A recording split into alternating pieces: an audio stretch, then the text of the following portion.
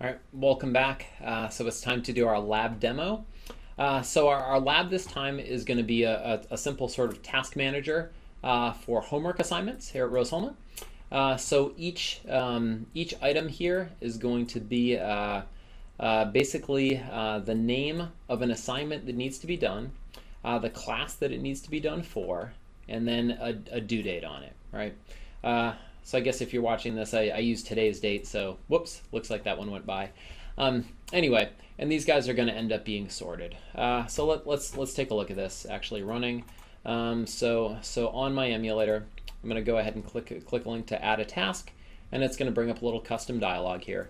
So let's just say that I have another task of, I don't know, so project sprint 1 for CSSE 483 for this class right here. Sprint 1 is going to be due, I don't know, that's a couple weeks from now. Certainly not for a bit here. I should probably look and know exactly which date it is, but let's just say it was July 21st, just for kicks.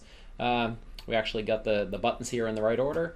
So let's click add, and it's going to put it latest, right? So these guys right here are sorting from earliest to latest.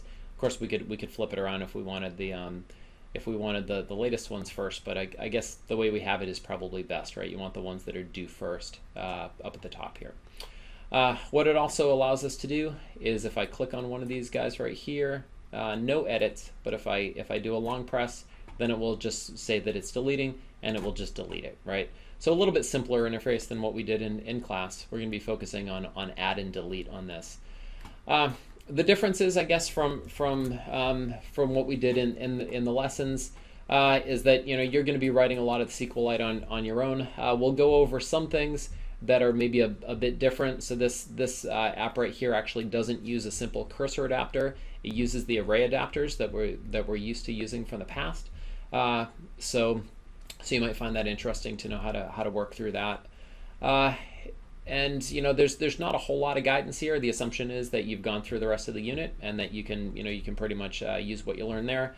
But there's a nice mix of other things that you got to review here that you'll be building from scratch. So in this guy, we will give you the model, but you'll be putting together basically the buttons, the menus, the dialogues, the array adapter, all that kind of stuff you're going to do pretty much on your own.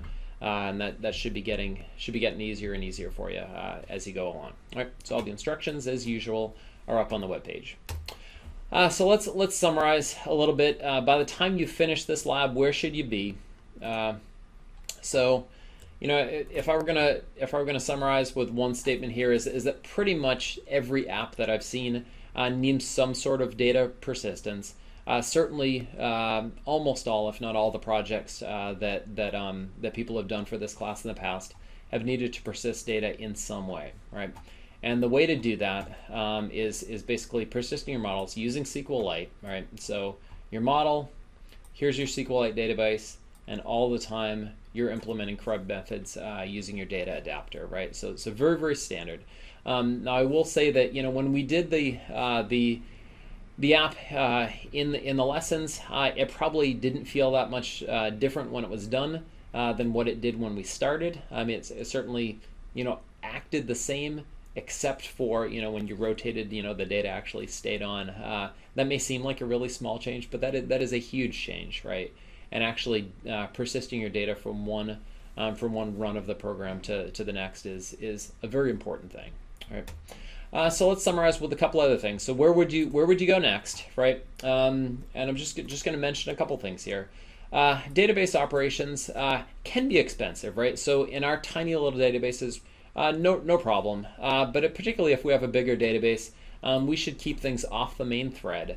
So the way that we do that is to use what in Android is called an async or asynchronous task. And no worries about that. When we go ahead and do things on the network in a later unit, when we use Google endpoints, we'll be using async tasks all over the place because there's no way that you could get by with doing network operations on the main thread. That would be horrible. So we'll learn all about those. So if you wanted to do that.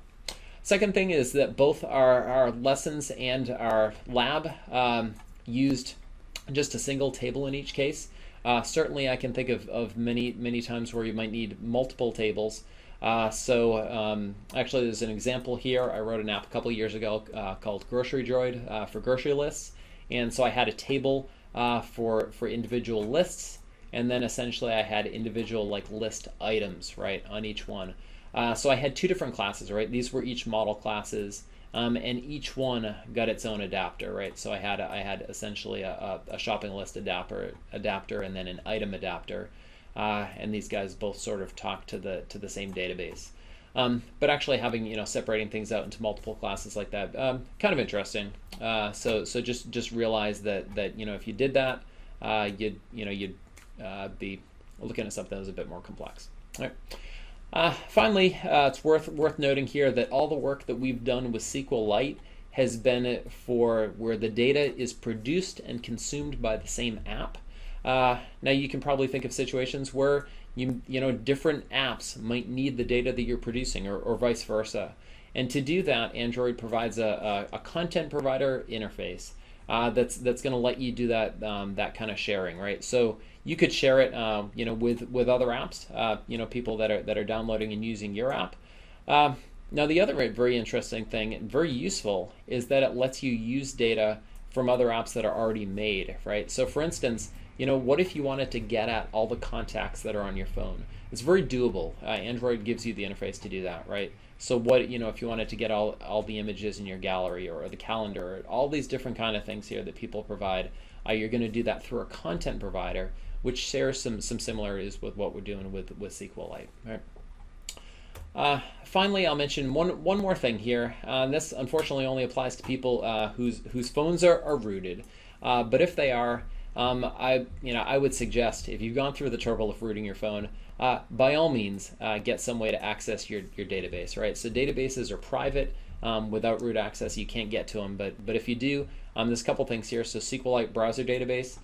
This is a free solution. You can just grab off of GitHub. And essentially, if you take your database and you copy it onto your laptop, then it gives you a nice way to view it, edit it, all this kind of stuff, so you can make sure it's good for debugging. The other one that's even nicer, I found in the past, is the SQLite editor, and it's $3, and it is worth every penny, right? For using this. This saved me a number of times when I was doing some work on my app, and this is available in the Play Store. All right. That's all we got for the unit. I hope you enjoyed learning about SQLite, right? And I'll be happy to see you back in the future, right? Have a great day.